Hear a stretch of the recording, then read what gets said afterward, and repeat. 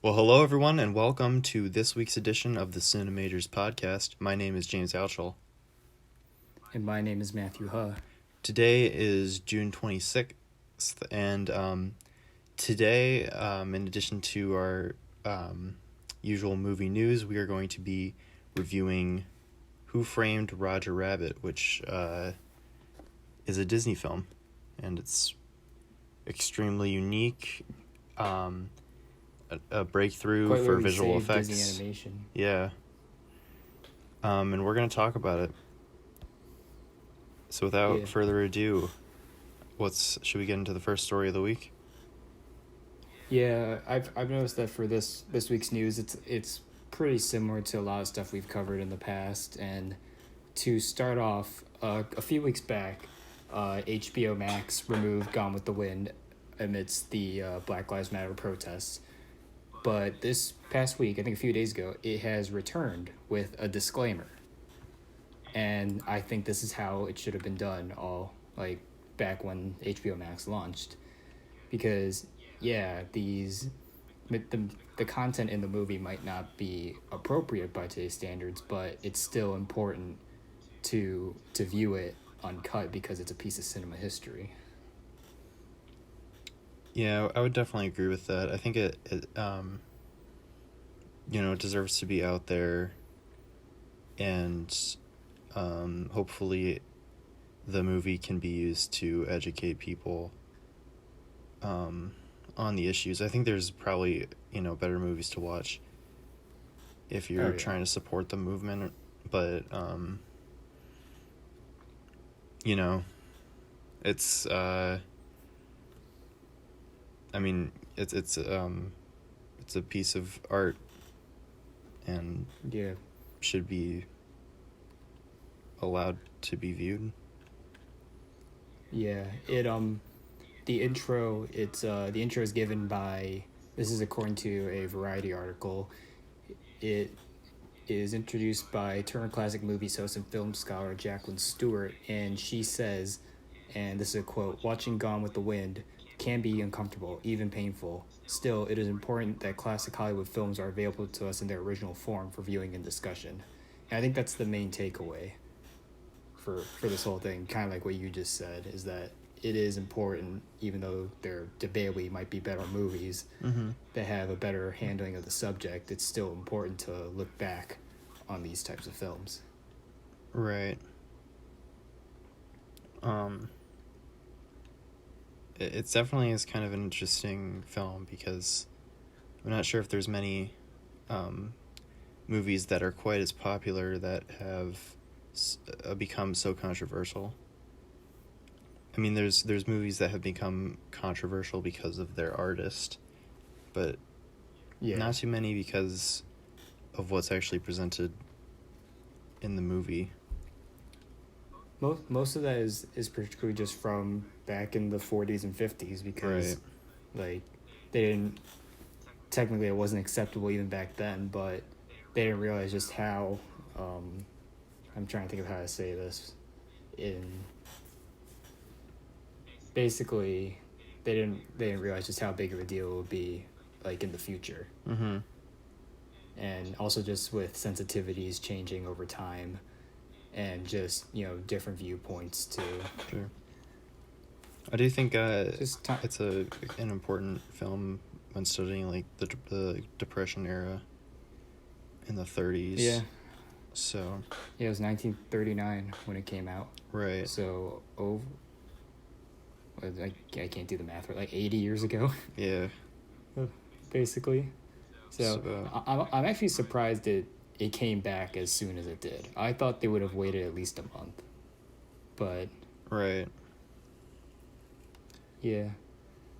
Say much like I'm also glad they just even brought it back in the first place, because they easily could have just removed it, which I don't think would have been the right decision. I'm glad that they had a disclaimer. Yeah, I think that's good it's good to see, and it's good to see that, they clearly kind of thought out the decision. They're taking they're putting thought into what they're doing. which I think is what they should be doing, you know? Yeah. It's good that they're not just kind of taking this lightly. Yeah. Do you have anything else to add to that? It's Not just pretty really. quick. I mean, I don't think I'm going to watch Gone with the Wind, to be honest. Oh, really? No, I mean, it's long, so that's the thing, you get and a lot of time. there are a lot of other movies I think I would rather watch. But I'm sure I'll see it. I'll see it true. eventually for sure. But I think so too. Like it's been on my watch list for, God, I don't even know how many years, but I've just never gotten around to watching it just because of its length. And I mean, I guess I have. I have like, just to show you how backed up I am. I bought copies of Blade Runner and the Ghost in the Shell movie from the 90s, and this was like 3 years ago, and they were $5 each at Barnes & Noble. Since then, the Barnes & Noble store has closed down, but the movies are still in their packaging because I just have not had the time to watch them. I have not found the time to watch them. It's kind of like me. Like, I still have a lot of DVDs and Blu-rays in their original shrink wrap. Yeah. But there's just so much good stuff out there. Yep. Yeah. I guess we'll move on to the next piece of news. This is really interesting because remember back a few weeks ago when the Tenet trailer premiered in Fortnite of all places? Yes.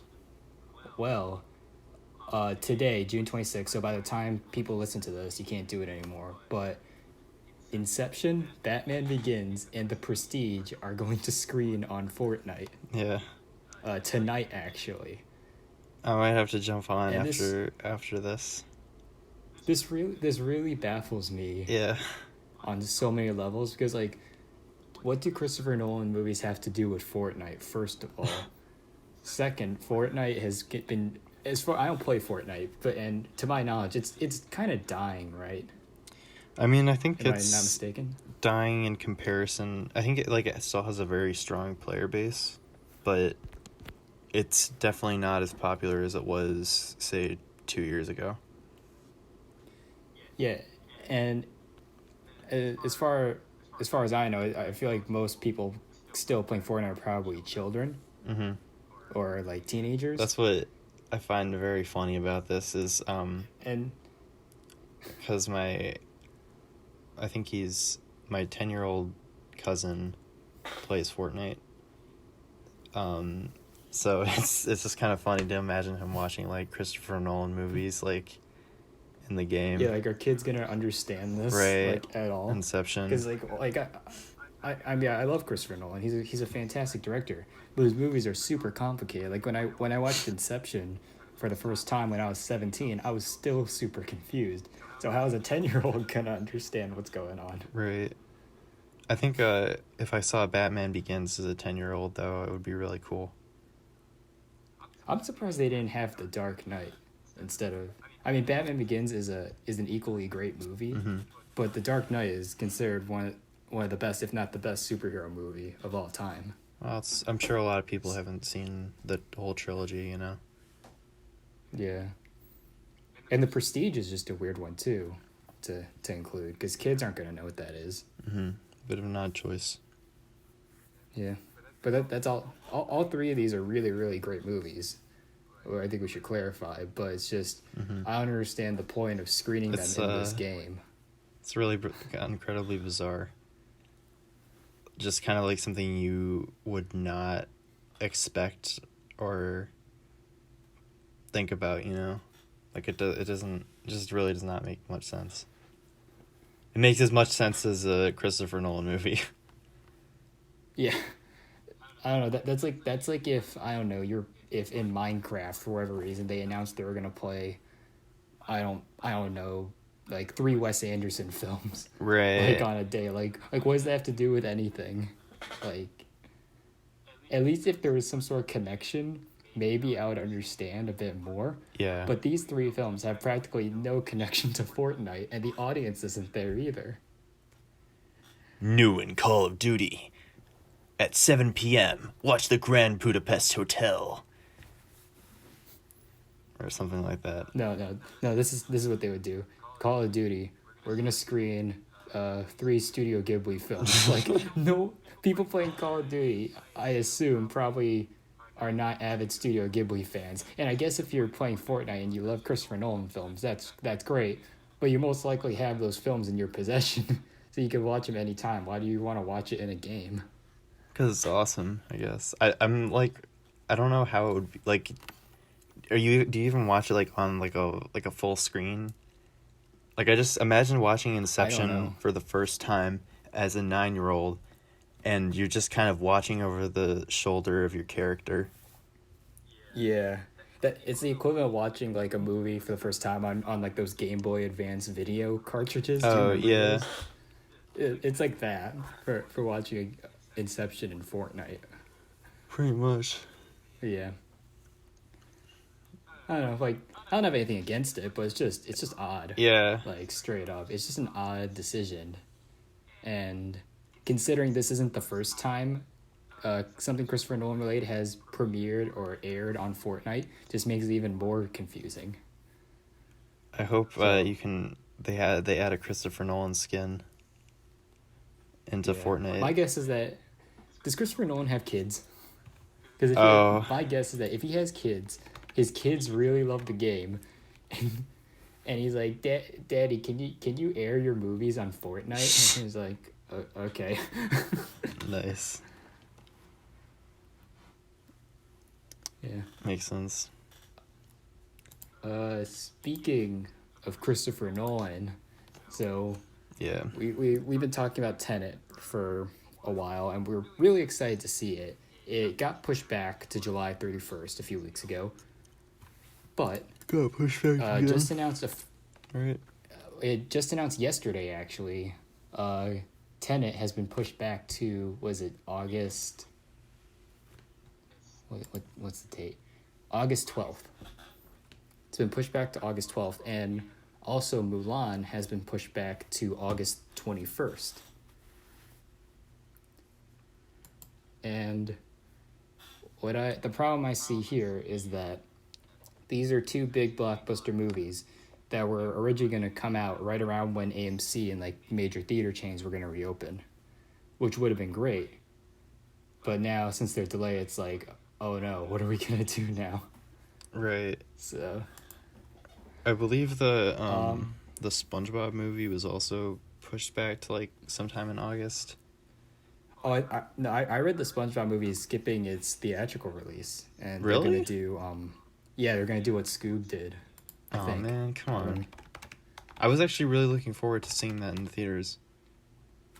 Yeah, like, I like the first 2.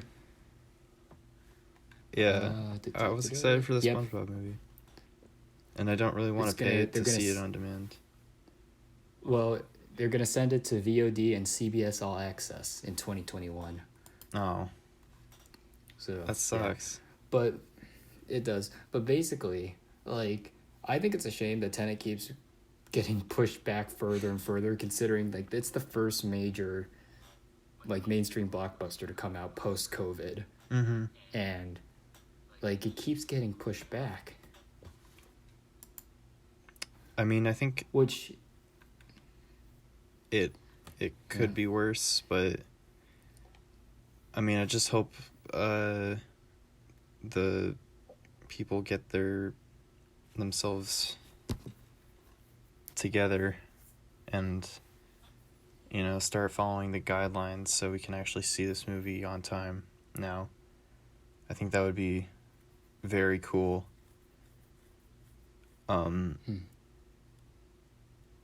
I mean, yeah, this is, you know, the fact that it's a secretive Christopher Nolan project just gets me very excited.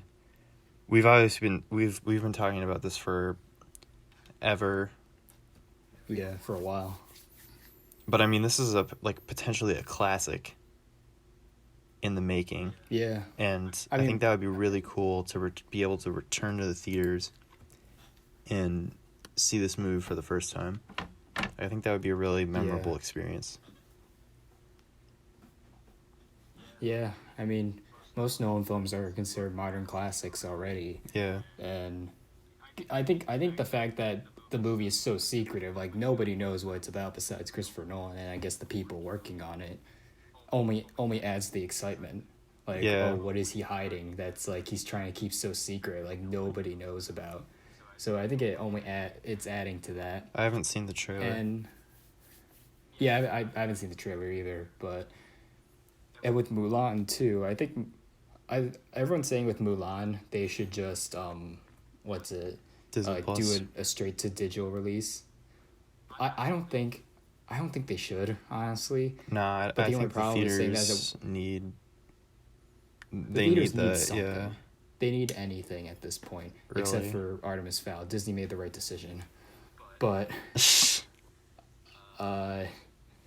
yeah, like for Mulan, I think they totally should push it into theaters because that's a movie I want to see in the movie theater because it looks like everyone gives the Disney remakes crap and all that, but the Mulan remake actually looks like a very solid remake. It looks kind of like a samurai film, like Disney style, and I really like the idea of them trying to take it more seriously. I think most importantly, they're doing something different from the source material, which is exciting in itself. Yeah. And it's also PG-13 too. Oh yeah! Wow. Didn't realize it. I think it's the first. Not counting Marvel and Star Wars, it's the first Disney PG-13 movie since. But I think Mulan is Saving Mr. Banks. I think. Oh wait.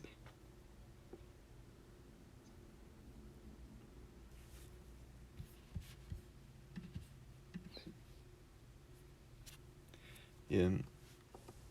But I think Mulan is pretty much a guaranteed success. Yeah, I mean, well, it's definitely going to make a lot of money, that's for sure. Because if Lion King has taught us anything, even if the movie sucks, it still will make $1 billion. So right.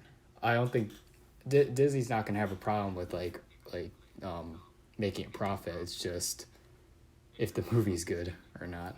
Yeah. It would be nice to see the theaters get another one of those kinds of successes. Yeah.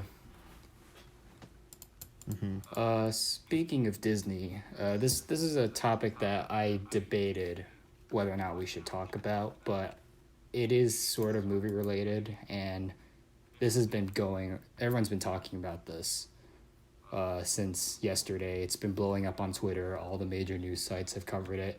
Yeah. So in the midst of the Black Lives Matter protests and just sort of these controversies blowing up, Disney is deciding to retheme Splash Mountain to a Princess and the Frog ride.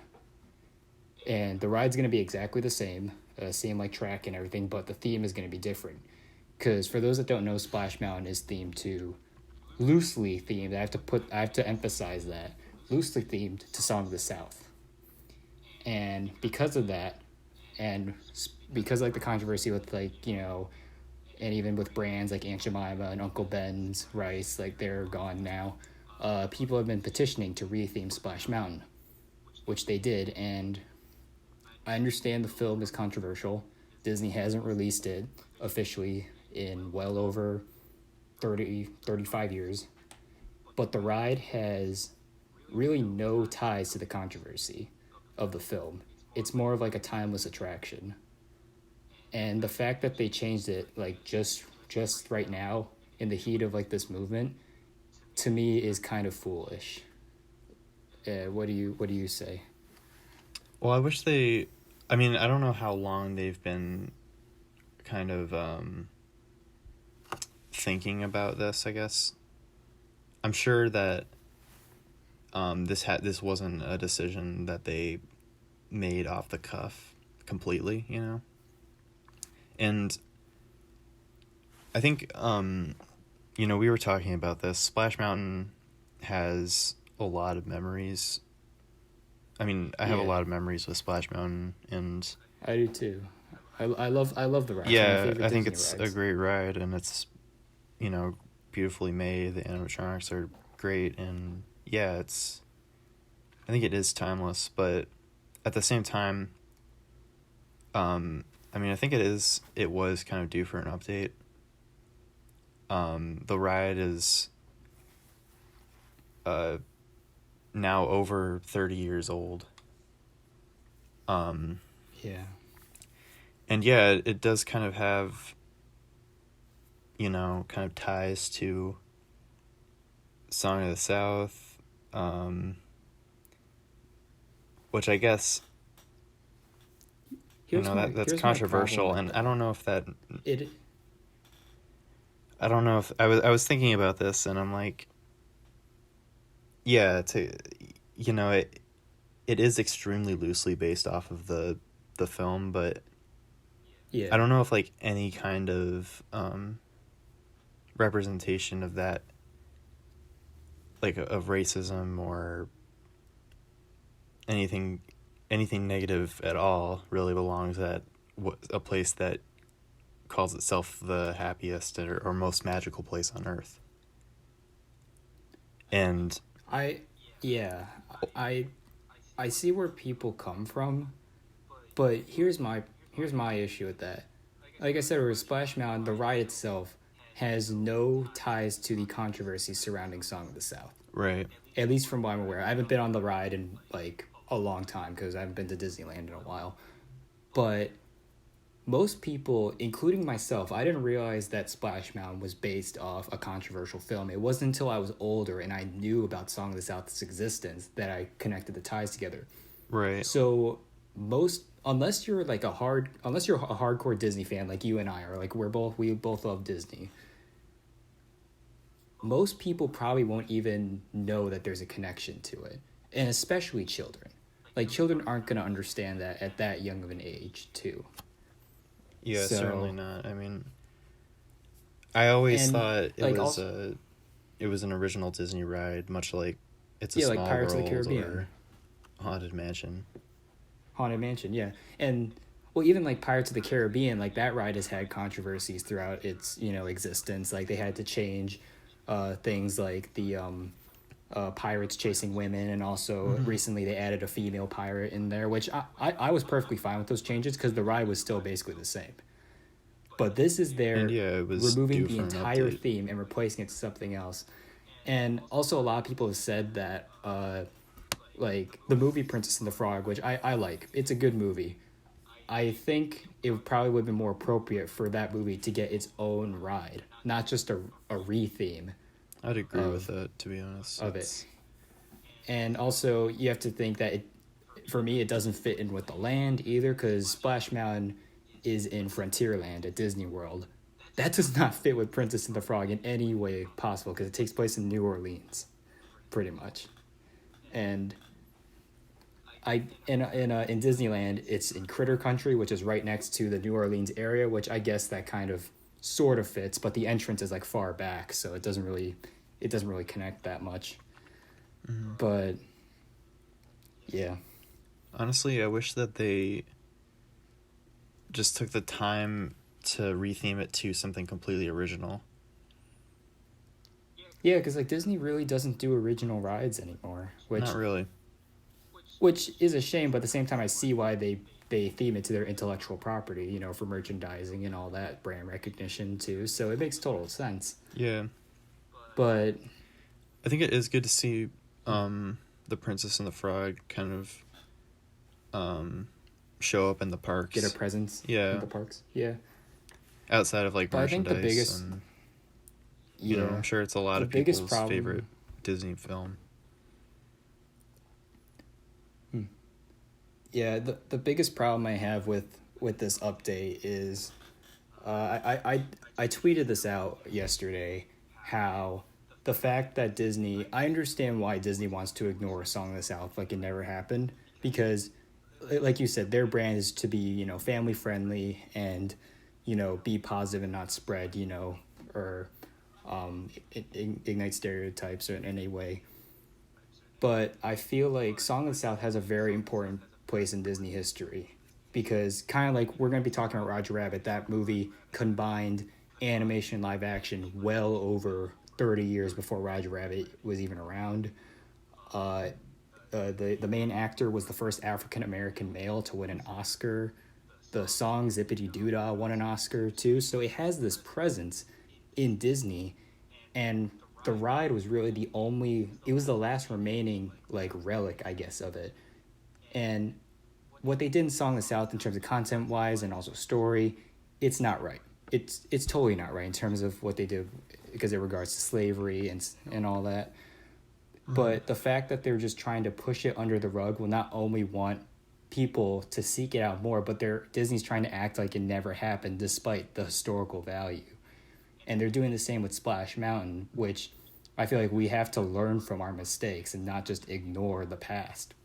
Like, people need to acknowledge that, yeah, what they did in this movie, and I guess to some people this ride, which I have to disagree because there's no real connections to the controversy, but it's more just kind of like we have to take this as a learning opportunity to prepare for a better future. Fair. I think it does kind of, despite the history, I think Walt Disney himself said that Disney World is never going to be like officially complete, and it'll always be. So if Mickey Mouse becomes a hate symbol or something, which I hope he doesn't, but maybe there'll be a day where there's no Mickey representation in the park. So I don't know, I feel like as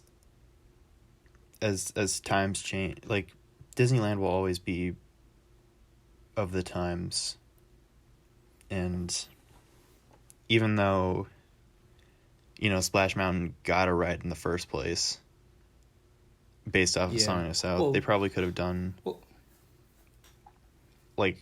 who's to say that Splash Mountain that Song of the South deserved a ride in the first place. I mean, well, back when they were developing Song of the South, it was still in circulation. They still re-released it in theaters. Oh. But it was actually right after they built Splash Mountain that Disney decided to kind of ignore Song of the South. So, but at the same time, I don't know if there was controversy surrounding the ride's development back in the 80s. I don't think there was, as far as I'm aware. Right. But yeah, I think it also just shows how times have definitely changed in terms of sensitivity and all that, and especially with just everything going on in the world right now. Yeah. But yeah, I can't say I see where people are coming from, but I don't know if there could have been something to improve it in any way, because there's no way they would just close the ride. Right. But to me, I'm kind of iffy on it. I think it's sort of, I want to say it's a bad idea, but it's just. No, I'm iffy too. Because I don't want to sound like I'm supporting Song of the South, because I don't support what that movie did, despite its historical significance. I don't condone the actions displayed in that movie. But in this instance, where there's basically no ties to that, there's almost no reason beside just the context of everything. Mm-hmm.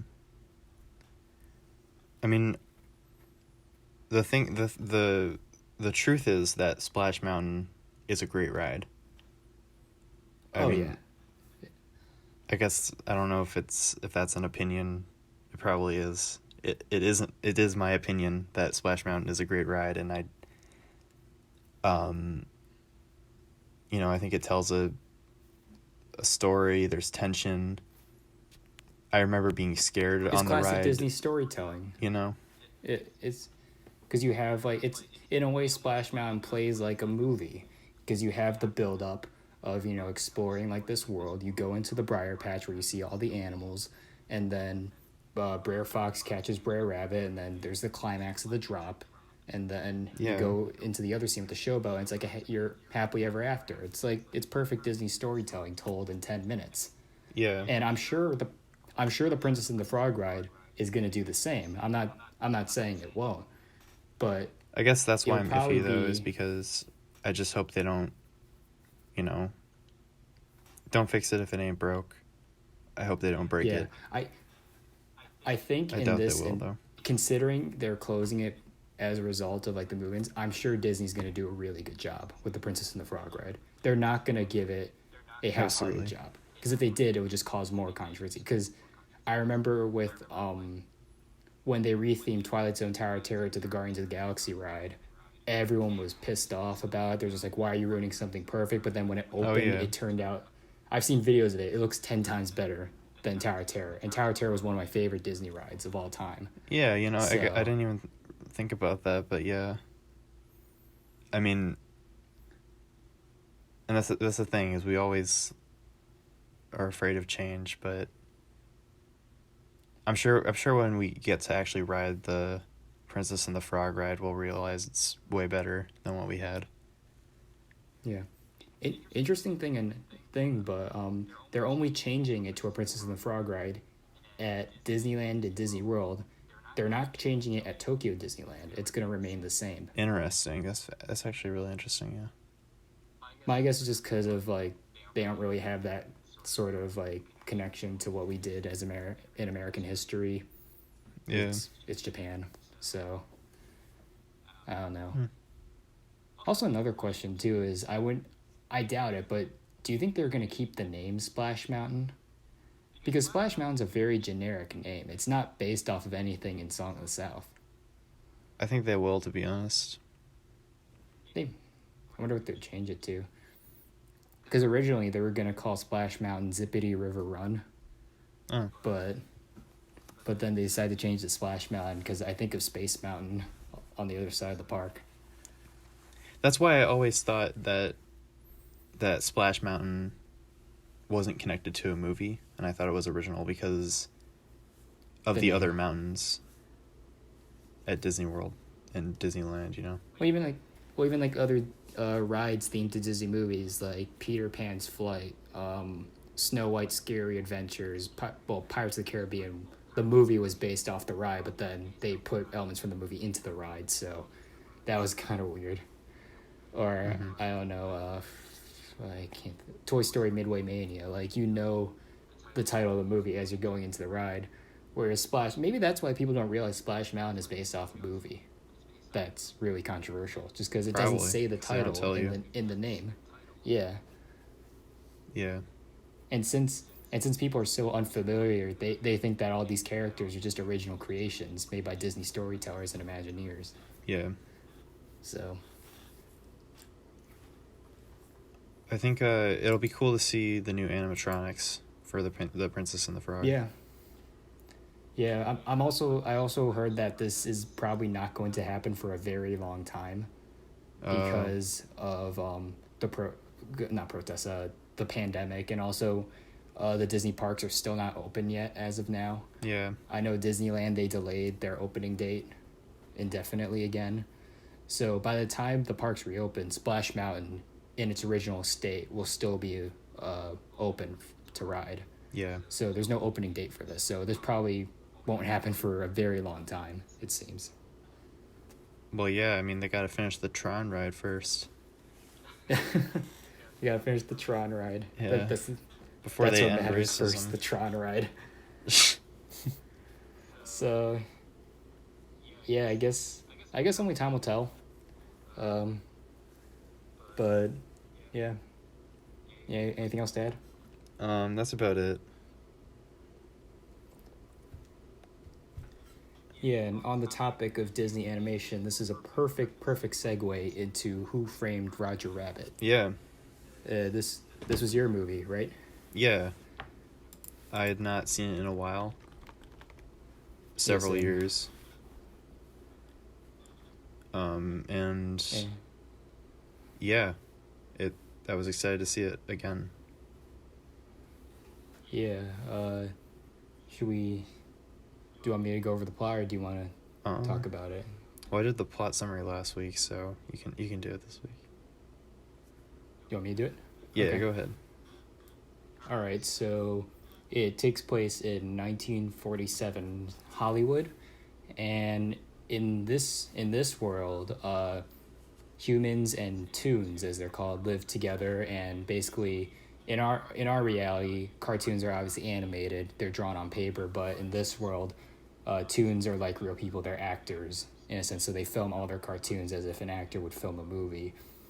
And it's about a detective in Hollywood named Eddie Valiant, who is on the case of the murder of Gag King Marvin Acme, and a cartoon rabbit, Roger Rabbit. He's framed for the murder of Marvin Acme, and this is important because Eddie Valiant has a prejudice against toons because a toon killed his brother. But despite that, he believes Roger is innocent, and he and his wife Jessica, an anthropomorphic cab named Benny, they go on this wild, crazy quest to solve this mystery while the evil Judge Doom tries to build a freeway that destroys Toontown. And yeah, that's basically the plot, and it's absolutely fantastic. I love this movie. Love it a lot. I think it really holds up, you know? Yeah. I mean, I think there's a few ways where it doesn't hold up, but we'll get to that. Oh, really? Yeah. Yeah, Roger Rabbit it's one of my favorite movies of all time. I loved it as a kid, and kind of like what you said, I hadn't seen it in a while. Like, it's been quite some time, but it holds up miraculously well. Just not in terms of the effects, which play a huge role in terms of combining animation and live action, but it has such a great story and like really, really good themes and metaphors. The performances are really, really good. The cinematography and production design is absolutely gorgeous. Mm-hmm. And it's one of those just sort of happy movies because it brings you back to being a kid watching these classic cartoons like on television or on DVD. And like I don't know if you had this, but have you ever wanted to see like some sort of movie, or you had an idea of like all these cartoon characters kind of being in the same universe, interacting with each other? Yeah. In a way. This is it. And this movie is like that. Is basically a fantasy come true. Exactly.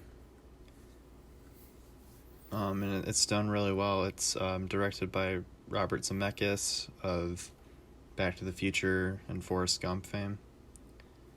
Yeah, it was produced by Spielberg as well. I always forget that. Yeah.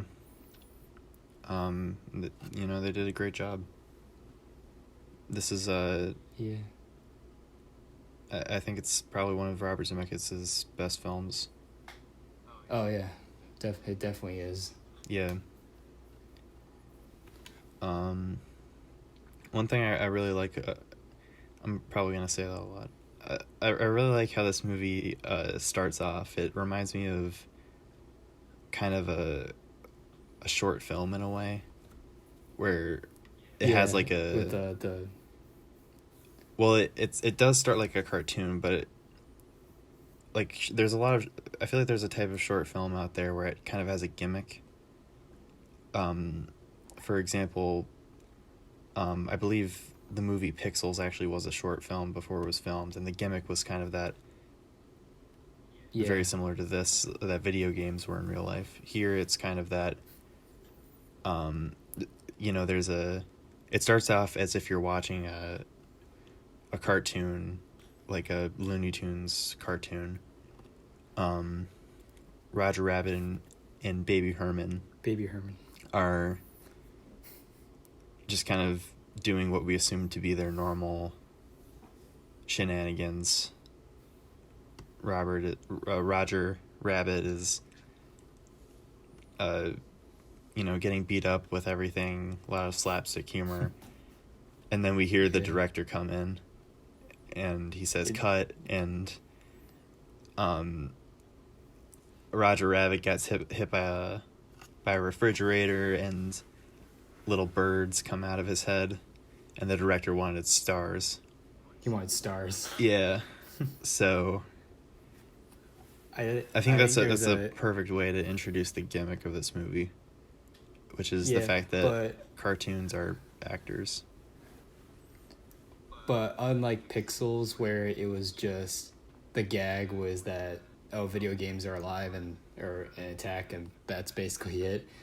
In Roger Rabbit, that sort of gimmick is actually developed, and there's a reason for it, because it's almost like, because in this world they already established that the cartoons and humans like live together basically, but there is sort of like what I love about this movie, and as a kid I did not catch this at all, but it was only when I rewatched it earlier today where I realized the movie is almost like an allegory for sort of like racism in the 1940s, because absolutely, like there's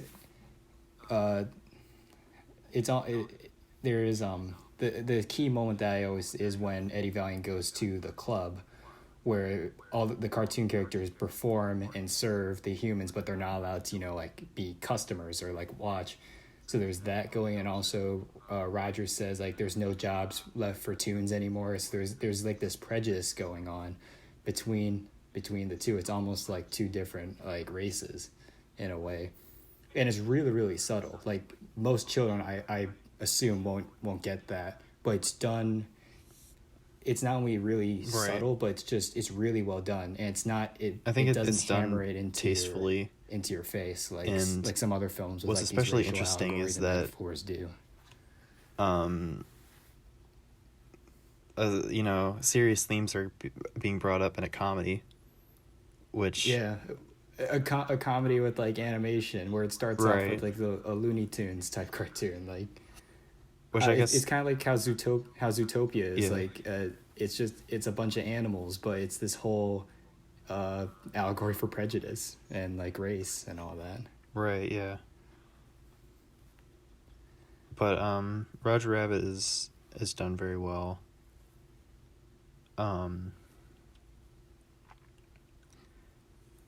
It's obviously very cool to see all several references to famous cartoons, not just only in their appearance, but in certain key moments as well. Like, I really like the part where Roger Rabbit and Eddie kind of go through that for when Roger Rabbit like drinks alcohol, he like makes a bunch of glass shatter.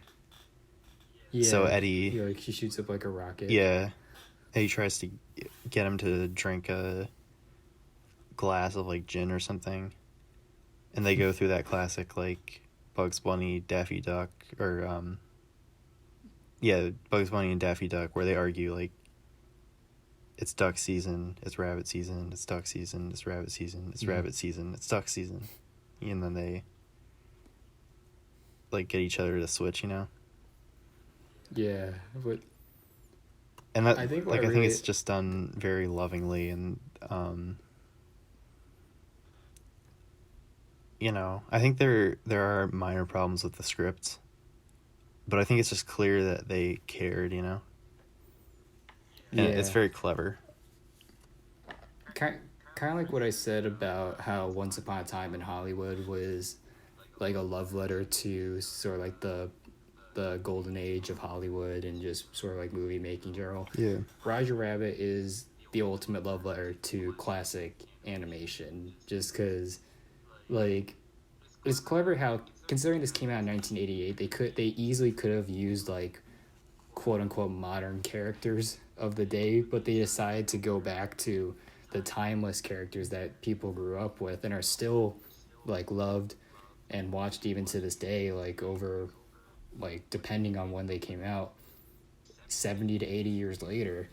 Like there's this timeless feel to it. Roger Rabbit has that timeless feel. It brings you back to that classic period of animation, and animation now is great, don't get me wrong, but nothing's ever going to beat the golden age where you had characters like Mickey Mouse, Donald Duck, Goofy, Bugs Bunny, Daffy Duck, who else? Tom and Jerry, Betty Boop, and all that. Like, these are characters that are going to live on till the end of time. And this movie is like, it brings them all together in such, what you said, a loving way. It's not cynical. It's not mean-spirited. It's just pure, lighthearted, goofy, loving, and animated brilliance. It's just, there's not many movies that do that and do it this well, I feel like. And when you can argue about whether or not, like, the certain things happen just to, like, slip in references to, or have certain characters appear. I feel like when the characters are on screen, it's just really, it's done very well, you know? Yeah. I guess specifically the two kind of big moments are when Daffy Duck and Donald Duck are playing the piano, or dueling pianos, you know? Yeah, and also Mickey Mouse and Bugs Bunny. Yeah, that's the other one. Parachuting, which I still find it really odd to see those two characters side by side. Like, it's just something you never talking imagined to each other to happen. It's like a fan idea, like Bugs Bunny, Daffy. In a way, this was sort of like the end game of classic animation. Yeah. Except there's no, like, fighting, basically. But or it's like seeing Mario and Sonic and Smash Brothers together for the first time. Yeah. No. This is what it's like. This is like if Marvel and DC did a movie together where it's like all these characters in one, but they actually did it with classic animation. It's called Roger Rabbit, and it's great. But like everyone, a lot of people talk about just like I think the strongest point about this movie is the combination of live action and animation, because it is astounding. Like, yeah, even 30 years later, it not only looks great, but it makes you wonder just what did they do to, like, achieve this and do it so well, because this was obviously before computers, or technically not, but because they had Tron before then. But in terms of hand-drawn animation, combining the two together into that, what was it? Yeah, combining the live action and animation into this one world, and it just looks it's so smooth and precise and accurate, and it feels like these cartoons are really alive. Mm-hmm. I mean, when I like I said earlier, I had not seen this movie in years, but just seeing, like, Roger Rabbit step off the set for the first time, like, I was kind of blown away a little bit. Like, seeing all the shadows on him, and just how, like, thinking about how much time they must have put into just a few seconds of this movie, you know? Yeah. Well, also, one about that opening scene too, with Roger walking on the set, something I didn't realize, that's one shot. They did that in one shot, because if you look back, it doesn't cut. So I can't imagine now we can't imagine what it must have been to be the cinematographer on this thing, just because it must have been really, really complicated. But imagine being the animator, like the types of angles that you need in order for it to look accurate. And also, these actors, especially Bob Hoskins, who, rest in peace, Bob Hoskins was one of the greatest actors of his time, basically. And for most of the movie, he's interacting with basically nothing. Yeah. Like, there's a really good behind the scenes video of him in Toontown, like that one scene where he's just in the anime world. He's not interacting with a single human being, but it looks like he's really there. It looks like he's, grabbing onto the road pieces and like hanging off the flagpole. Yeah. And all that. And that's what's so brilliant about the performance. It's honestly mind-blowing. Like, he basically had to imagine this entire, like, bizarre world, and just go along with it. And especially in a time where a movie like this was unheard of, There was no Star Wars Episode 1 or green screen acting was not really a thing. Yeah. Well, I mean, the combination of live action and animation is. I mean, I know it goes this movie back to didn't the invent it, 20s. obviously. Yeah, like Mary Poppins did it, Song of the South did it, and even like Disney did it in the 20s. Yeah. With like the Alice comedies, but this one it perfected Next level. It was like it was top tier, and even though other movies post Roger Rabbit like Space Jam and Looney Tunes Back in Action have done a combination of live action and animation, nothing has surpassed Roger Rabbit, aside from like not counting CG. Nothing has surpassed 2D animation and live action interacting together like it did in Roger Rabbit. Mm-hmm. And it is nice how a bit, it's not really off track, but it is nice to see that they give a nod to Mary Poppins with the penguins in the bar scene. Yeah. Well, there's so many nods just to like I said, there's so many cameos in this movie. Right. Not just from Disney, but like from Warner Brothers, Paramount, and because it's just this whole, you really feel like this world is believable too. But some of the effects in this movie are just completely mind-boggling though. Like, yeah, I'd argue, and this might be a controversial thing, but I think that this movie, when I really think about it, it has the best effects in a movie. Like, I mean, even more so than Star Wars, personally, because just the way they were able to, because they didn't use computers back for this. It was all just like compositing, and for it to look so like real, and with even things like the animation interacting with like the other scenes where like Roger Rabbit would like pick up something, like he picks up the coat, and also with like the handcuff around his I was going to mention the handcuffs.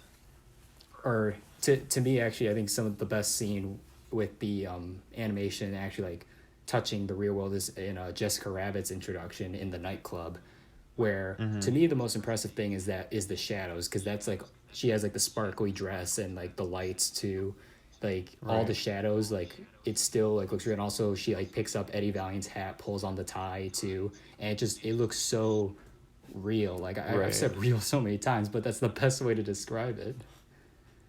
And just as like watching it as a kid, you don't question that, and you just get to experience it. When we watch it now, we are just completely blown away, thinking about. I mean, it just must have been so complicated. Yeah, and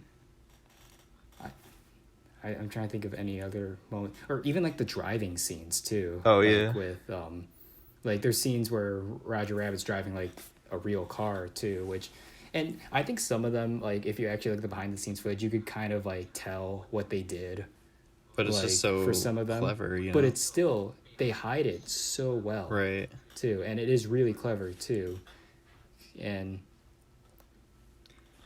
I mean, the other day, I was watching like the 90s Teenage Mutant Ninja Turtles live action movie. And those are great effects too. I mean, yeah, but some of those, like, most of the effects I could like figure out how they did it, and I'm like, oh, like that's what they did, and it's like, oh, they just put those two shots together, I'm not saying it's like a bad effect or anything, but like Roger Rabbit, I have no idea how they did most of these. And the thing about Roger Rabbit too is that the effects are like on a, like we said before, they're on an entirely different level. It's one of those movies where I don't want to know how they did it, because I still just want to be blown up every time I watch this movie, even though I know what scenes happen in terms of the animation. I'm still blown away by like just how well it was done. Like there's no other way to put it. And just think of other moments too, like God, what was it? The weasels holding the guns. Oh yeah, like, they're real guns too. The weasels coming out of the manhole as well. Like you just have to think they did that all, and it's not like they cut a lot too, which this is kind of going back to the cinematography and editing. This is the first time I noticed it. A lot of these shots are long shots. They don't cut like every second to like hide it. They're pretty lengthy shots, even like some oneers too. Like when Eddie walks out of into the Maroon Studios backlot, and like all those characters are around him with like the Fantasia, ostriches and hippos, and just walking all over the place too. Right. There's a lot of panning, kind of like almost like TV set shots, I think, and I think that's kind of a bit of a staple of Robert Zemeckis. There's a lot of that in Forrest Gump and Back to the Future as well. Yeah, I also feel like we talked about this with Tron as well, but Roger Rabbit could never be made today. Like never. There's no way this could be made. I don't think it could be made in the same way.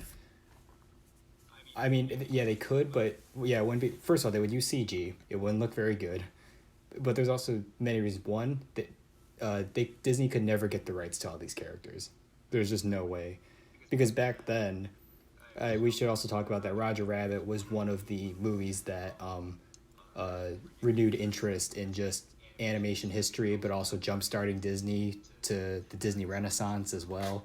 So back then, I don't think like studios, I shouldn't say they didn't care, but they didn't really, the demand for these types of movies with these characters wasn't nearly as high, so the rights were probably super cheap is my guess. I'm sure so that's probably the why Looney Disney was Tunes able to weren't get as them. Yeah, popular. I did read that something I didn't notice too, they couldn't get the rights to Tom and Jerry. That's why Tom and Jerry aren't in the movie. They couldn't get the rights to Popeye, which is weird because they helped co-produce the live action Popeye movie. Disney. Yeah. And who else? There's someone else they couldn't get. I'm looking on Wikipedia right now. If you want to say something while I find it. I mean, yeah, that is interesting though. Yeah. Oh, they couldn't get the rights to Terry Toons and Casper. So those are just some examples. And even like with the Warner Brothers characters, if you notice with like Donald Duck and Daffy Duck, they're always on screen at the same time. So they have equal screen time. Yeah. So that's why you never see Donald Duck alone or Daffy Duck alone. Which I think is clever, and yeah.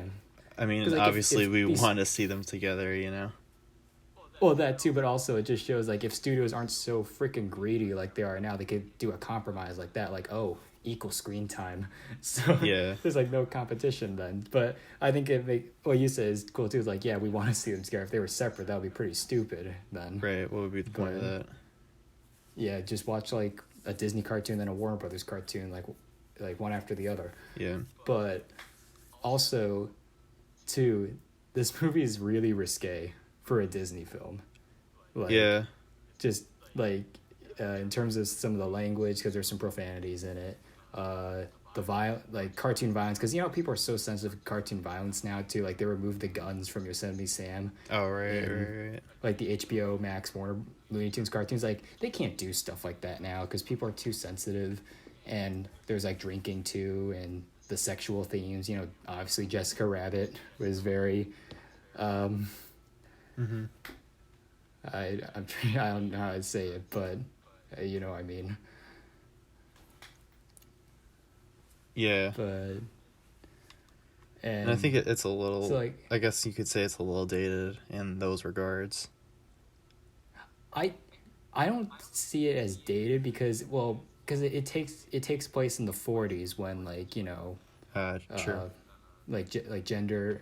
gender issues too, because even like this one scene still kind of makes me uncomfortable is like with Baby Herman when he's at Eddie Valiant's office, then he's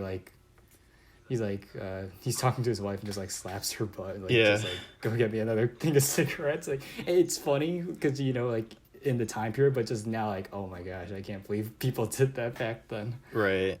But I guess that is kind of the humor. I guess Baby Herman is that he's just he's a baby, but he's like a hard chain smoking, drinking, but like 45 sounding year old man basically. Right. But I guess they probably could make a Roger Rabbit today, but it'll just be horribly censored and it just would not be the same. But even that's why Disney this wasn't released by the Walt Disney Pictures under the banner. It was released by Touchstone. Right, which I thought was interesting. Yeah, because Michael Eisner and Roy Disney, they thought it was too adult and risque for the Disney label. But Zemeckis had final cut privilege. So he refused to change anything, which I'm glad he did, because if they cut stuff out, it probably wouldn't have been nearly as good. Yeah. And that's kind of the thing, is you can say it's too risque or whatever, but I don't know. I mean, that's what the director wanted. It's good that he had creative freedom over it. Yeah. But also, like, I don't know, Disney releasing stuff on the Touchstone label still is just, like, questionable. Like, they originally released Nightmare Before Christmas under Touchstone because they thought it was too scary for children. Interesting. Like, I mean, maybe it is, but it's, like, it's not that bad. There's scarier stuff. Like, Disney's released scarier stuff. Like, The Black Cauldron, I think, is 10 times scarier than Nightmare Before Christmas is. Yeah, so here's my question. Why wasn't the Royal Tenenbaums released under the Disney banner? Oh, gee, I wonder why. It could be suicide attempt, nudity, and homosexual relationship. Bullshit. Yeah. I don't know. I also really like... obviously, we've been talking a lot about just, like, the technical side, but I feel like a lot of people don't give enough credit to this movie is the story and the characters, because I think the story is really, really strong, despite it being, like, a mystery. Because, like, I should clarify that it's not it is a predictable story, but it's one to expect because it is a mystery with, like, in, like, these sort of Disney-esque characters. So... Mm-hmm. I think I think one thing that maybe I feel like I may have taken it for granted was, I mean, yeah, not only the story, but, like, the treatment of the human characters was done very well. Yeah. And I think what is incredibly special about this movie in comparison to other films that combine animation and live action, specifically, like, with 3D things. I was watching this with my sister, and we have kind of an inside joke. You know how, like, I feel like it's kind of a trope whenever in those movies where it's like a 3D animated character meets a human, and then it's a road trip movie like Alvin and the Chipmunks or Sonic the Hedgehog or that Woody Woodpecker movie. And I've never seen that one, so I can't say. It looked like I haven't seen the whole thing, to be honest, but the joke still applies that whenever the CGI character and the human character first meet, they always look at each other, stare, and then they scream at each other. And then they, like, the human character is really boring, the CGI character is terribly annoying. Yeah. And just has no, like, heart put into it, you know? I mean, but that's like the thing about this movie is that they still do that scene where Eddie Valiant and Roger Rabbit wake up in the same bed, and then they look at each other and they scream at each other.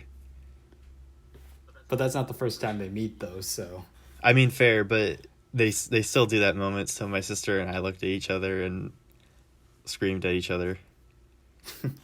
I think what we take for granted is just like that a story like this, a story of this nature was done so well, you know? Yeah.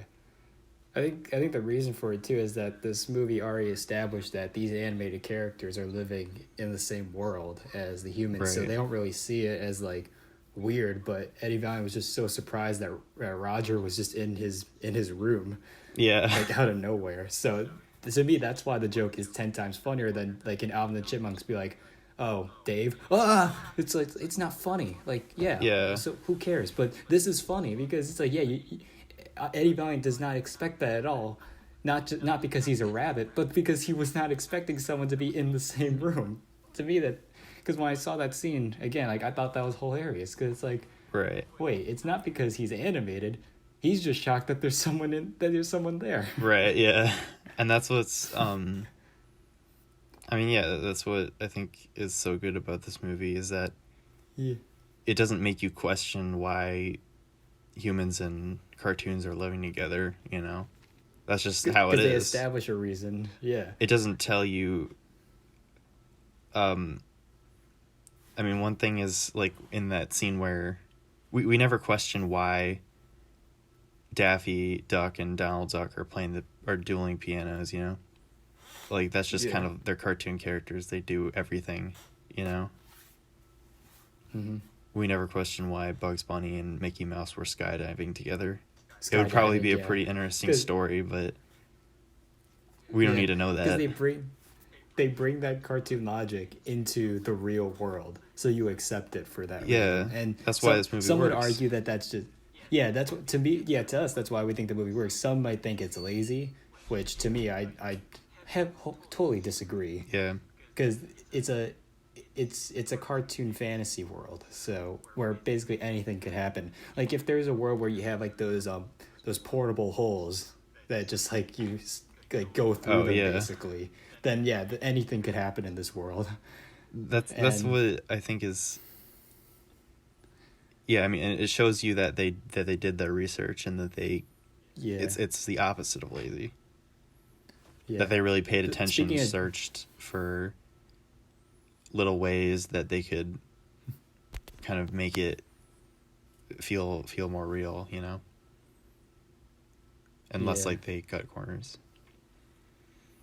Speaking of jokes, the two jokes that I find incredibly hilarious and would totally not be in a movie today, there's two that come to my mind. One is in the Baby Herman cartoon, and it's incredibly subtle, but in the scene when Roger runs into the oven, basically, the oven name is spelled hotter Nell. If you say that really fast, it sounds like hotter than hell. So there's that. It's just like nobody would get that or even notice it. But then when you really think about it, it's just like, oh. Yeah. And then the other one, which is my biggest laugh in the movie, is it's when the Weasels have captured Roger isn't captured yet. It's when they capture Eddie and Jessica, and they're trying to find like the whale or make sure they don't have like any guns on them. So one of the Weasels puts his hand down Jessica's cleavage, and like a bear trap gets it, and then Eddie just like turns her just like nice booby trap. It's such a childish joke, but it's so funny. Yeah. And that's the type of like cartoon humor that they would use too. And now you can't do that because people would be like, oh, it's not appropriate for the children. Will someone think of the children? It's just like, right. It's funny. I mean, I think it is like kind of a nice blend of like adult humor and cartoon humor. Yeah. I think if that joke was done in like an Adam Sandler movie, I feel like it would be so stupid. Right. Yeah. Because like kids will enjoy like the slapstick of like, Roger Rabbit like running all over the place and like getting like, I don't know, like a refrigerator dropped on his face. But then adults will like stuff like that. Like their kids don't know what they're laughing about. Yeah.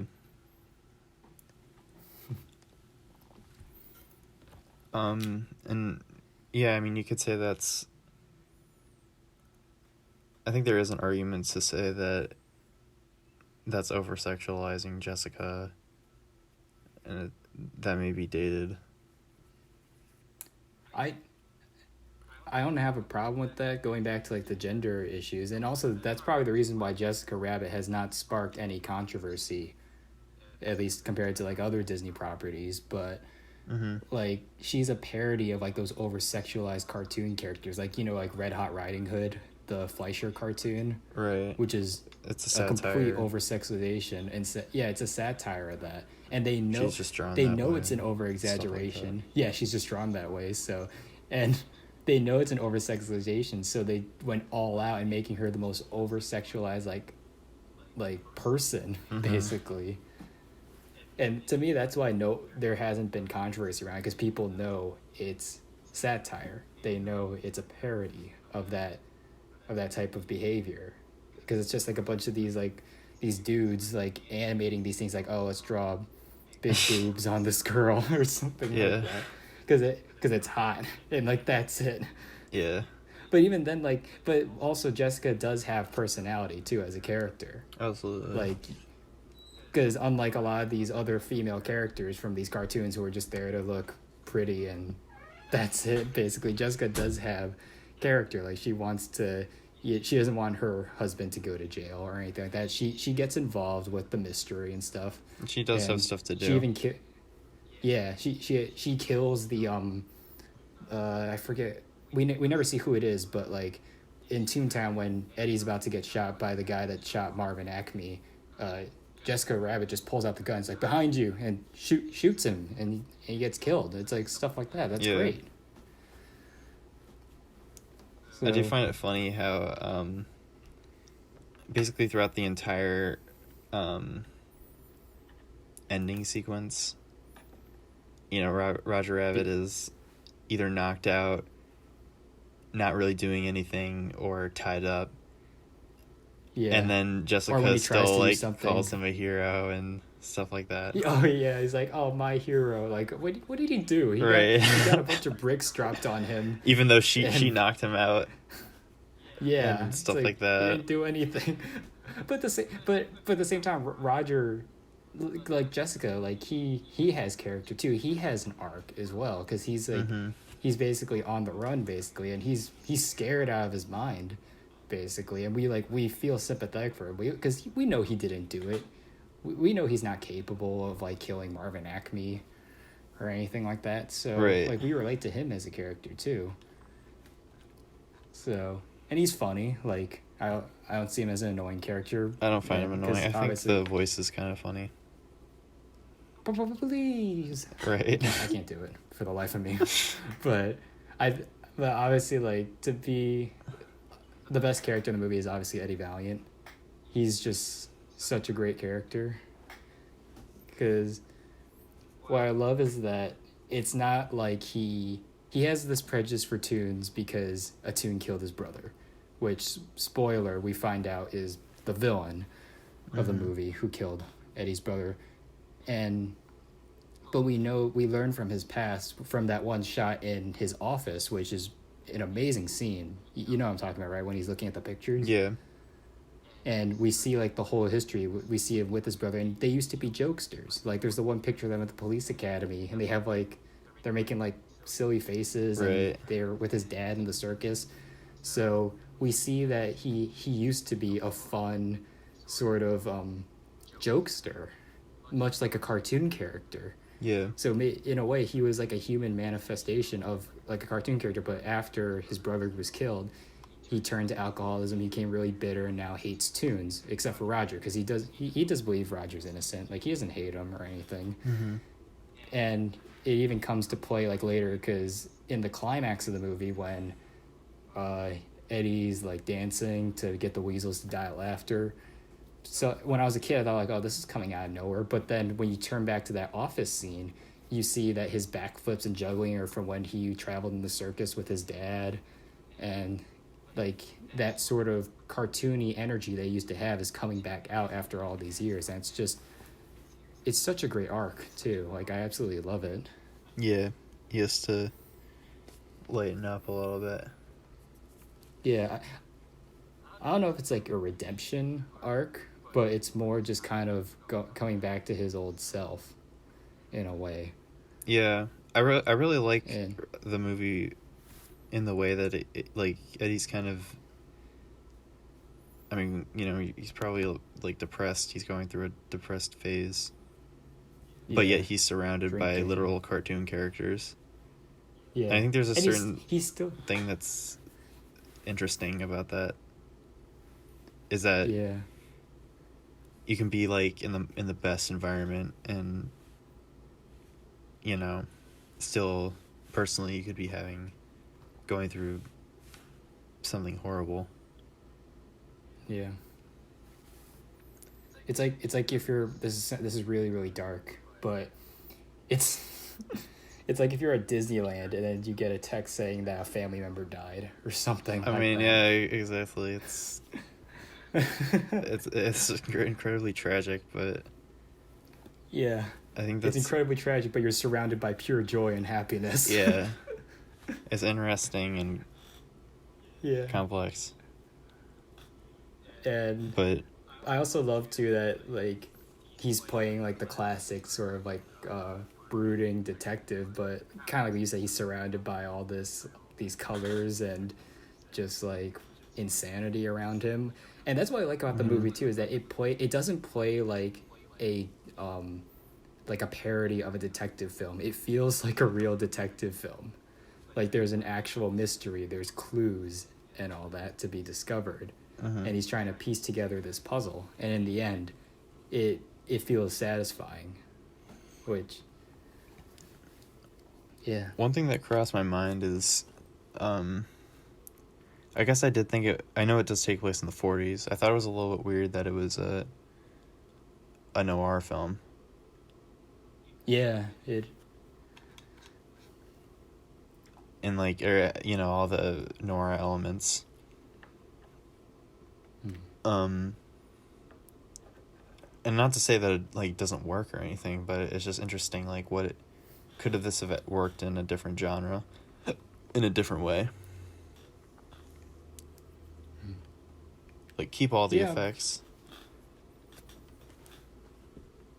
I'm not sure whether they probably could have gone down the stupid like road trip type comedy like what Sonic the Hedgehog did, and it would have been awful, honestly. Yeah. Like, and that's another thing, kind of like what we said about God, what movie do we talk about that was it could be, oh my gosh, I can't remember off the top of my head for some reason, but we talked about a movie where we said like, oh, it could have been really like bad, but it's like a lightning in a bottle idea. Like, this movie could have easily tanked if they didn't have a talented group of people and like animators and people that cared.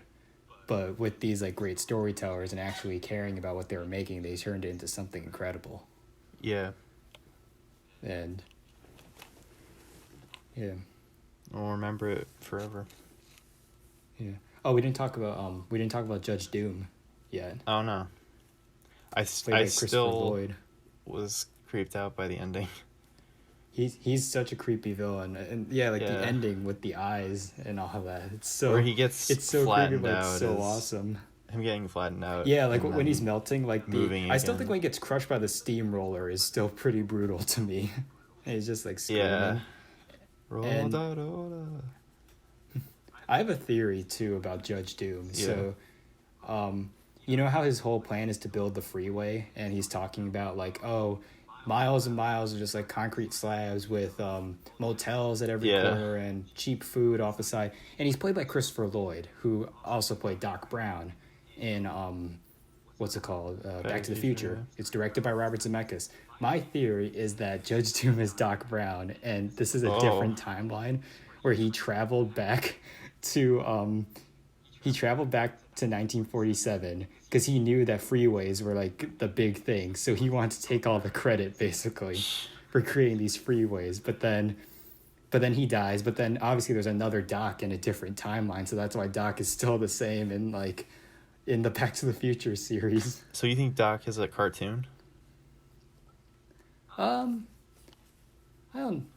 Maybe. He's a cartoon. He's disguised as a human. But the only problem is that Doc Brown doesn't wear like glasses throughout the movie like Judge Doom does, because Judge Doom has the glasses to hide his eyes. Yeah. Maybe Doc's eyesight got worse. Or who knows if Doc Brown invented a time machine and like found out that you could like get the 1.21 gigawatts of electricity to power it. He could probably like make like a pair of cartoon eyes or something. Fair. I could see that being pretty possible, but then it doesn't explain why he gets killed by Dip, though. Yeah. I don't know. I think it would have been theory, cool but to see. I like it. It would have been cool to see Judge Doom, like totally as a cartoon. Yeah. That might be one problem I have with him, is that like he turns into a cartoon way too late, but at the same time it does build like that mystery for it. And I also like how it does reveal that he killed his brother, but it just kind of comes out Right. pretty quickly. I did read originally that Judge Doom was supposed to be the hunter that killed Bambi's mom, Oh, really? which would have been really awesome. I think that would have been really funny, yeah. I mean, it wouldn't have like added up to anything, because like Bambi's not really a main. Bambi is in the movie, but it's just like a cameo. So it would just be a cool detail, but it wouldn't really it wouldn't serve any importance to the plot, I feel like. I mean, yeah, it would have been a little bit fan servicey. Yeah. But like, and how would you how as a screenwriter, how would you like communicate that without it being really blatant? Yeah. Like a blatant nod to the audience, be like puncher that killed because like Bambi's mom. because like, you know how Dolores says like, why does he hate Toon so much? Like, a Toon killed his brother, dropped a piano. I said like, that's just incredibly expository, just like about saying that to the audience, and we know everything about him. Yeah. You could be like what, and he's like, what's his deal? And then like Lieutenant Santino could be like, he killed Bambi's mom. Be like, and like everyone like turns. I think it would have been a little plus then that would also kind of like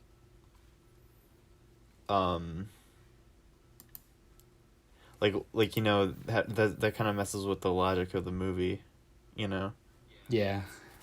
Because then one of the things about this is that we assume that like all the tunes in the movie actually acted in all the movies that we watch like normally, you know. Yeah, that is true. So, and we assume that the only way to actually kill a tune is through dip, but Bambi's mom didn't die through dip, you know. Unless it was an animated bullet. Oh shit! Nah. Guess you're right. Because he has the gun. He has the gun that's like animated with the bullets. So right. No, she didn't melt. Yeah, I don't think so. I don't know. Unless maybe it's a clever idea. We never see the we never see the hunter in Bambi. So here's my theory. This is my theory about how Bambi's mom died. So basically, because we never see the hunter in Bambi, we hear her get shot, but we never actually see the gun or anything. Maybe the hunter, if Judge Doom actually did kill Bambi's mom, maybe he had like a dip like water balloon gun, like it shoots water balloon full of dip, it explodes like a grenade, and then dies. I guess. Well, hey, maybe we can just assume that that's what happened. It's a cool detail. Yeah. Kind of tragic, but cool. Do you think it would be interesting to see a Roger Rabbit, but with like modern cartoon characters? Yeah, it would, but I feel like it would just be. It would just be dumbed down, kind of like what we thought about if like Tron were to get made today as like a new film or an idea. Fair. It would just be given people's sensitivities and also how they want to change like old cartoons too, just because of like violence and all that. Just like right. It's gonna be way too safe and PC. I mean, I think one thing about modern cartoons is how they aren't as PC as older cartoons. And that's what's interesting about Roger Rabbit, is that it takes older characters and kind of puts them in an adult setting, like innocent characters in an adult setting. But right, like, you know, who do you count as modern cartoon characters? There's like SpongeBob and Patrick and Mordecai and Rigby, and then there's like the Simpsons and South Park characters. That's interesting because The Simpsons came out a year after. Oh yeah, this did, and also I think Roger Rabbit, in terms of Disney's history, came out at the perfect time, because in 1989 they did Little Mermaid. Oh yeah, which was the big jumpstart to the Disney Renaissance. Then they did Beauty and the Beast, Aladdin, Lion King, and those are the characters that we see prominently in Disney parks today. Obviously we see like Mickey, Donald, Goofy, Daisy, Minnie, and all that. but we don't see like these other smaller characters in the background. Like for example, I can't remember because there's so many characters, but like the Fantasia characters and Dumbo and Mr. Toad, the Reluctant Dragon, Bambi, Pinocchio. We don't really see these characters nearly as much. Not really. In like Disney's in Disney nowadays, because it's all focused on the Renaissance. So if this movie had came out like in 1996 or something, like around when Space Jam came out, it would have been a totally different movie. True. Like, and I think we'd be living in a different world. Yeah. So yeah, Roger, it came out at just like the most perfect time, and also when Disney really, really needed that hit. Because like we were talking about, going back to Tron again, Tron was kind of like a hit they needed, but this was a massive, massive hit that practically saved not only Disney's animation studio, but animation as a whole, because animation was just not really as popular as it used to. Yeah. But this literally saved it. So in that regard, it is incredibly important, not just for its technical achievements, but just in animation as a whole. It's sort of like this new generation.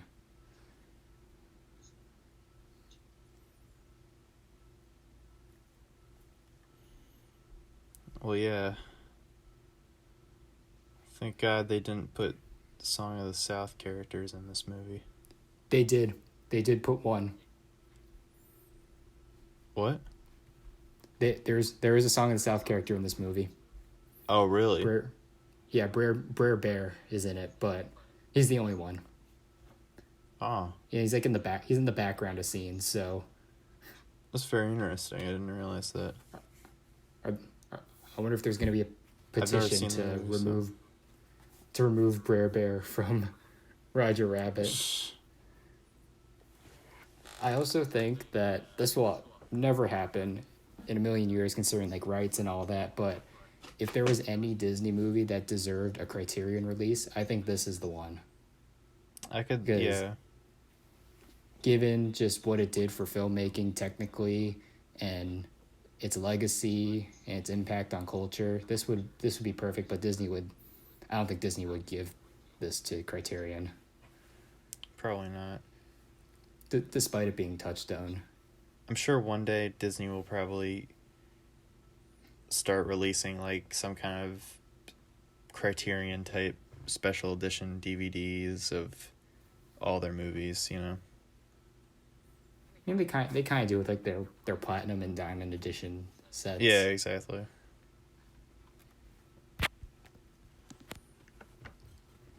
I'm sure they'll do something like that. And yep. they'll have covers in like the same style.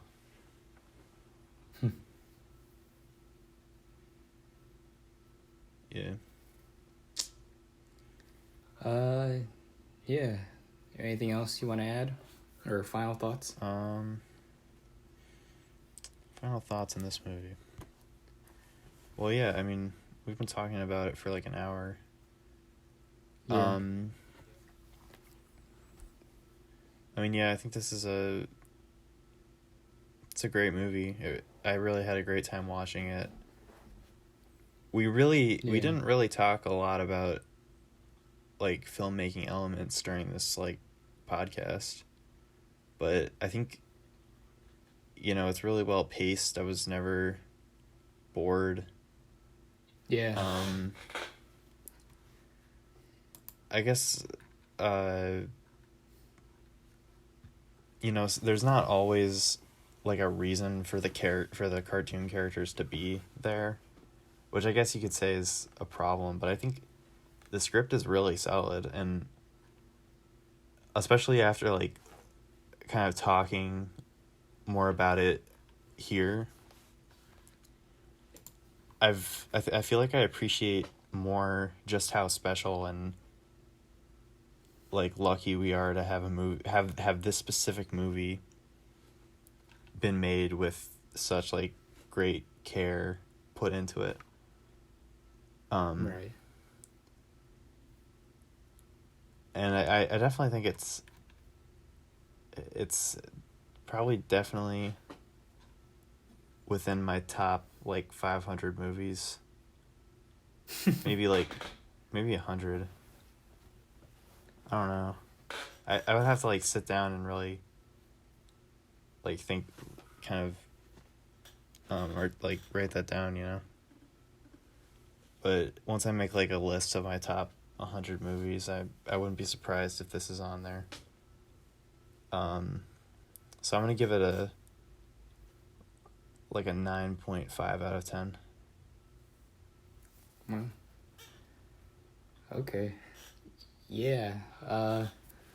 Yeah, I absolutely love Who Framed Roger Rabbit. I loved it as a kid, and exactly what you said, like, as this is the first time I watched it as quote unquote an adult, and I really appreciate it more just for its technical achievements, what it did in terms of resurrecting animation, but also just for being a love letter to the golden age. And like it is one of those like once in a million type chance movies, kind of like what like Ghostbusters, where it has a very crazy idea but basically perfect execution. And it's definitely in my top 50 favorite films. It might even be in my top 30. I have to check again, but I feel like every time I watch it I appreciate it more and more, and I'm gonna give it a 10 out of 10. Nice. Well, that's an A. Yeah.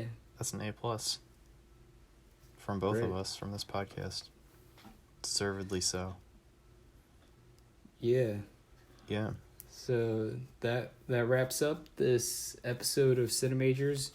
Next time we are going to be talking about Her by Spike Jonze, which I like the movie a lot, but I know a lot of people that don't like it, unfortunately. But I haven't seen it. Yeah.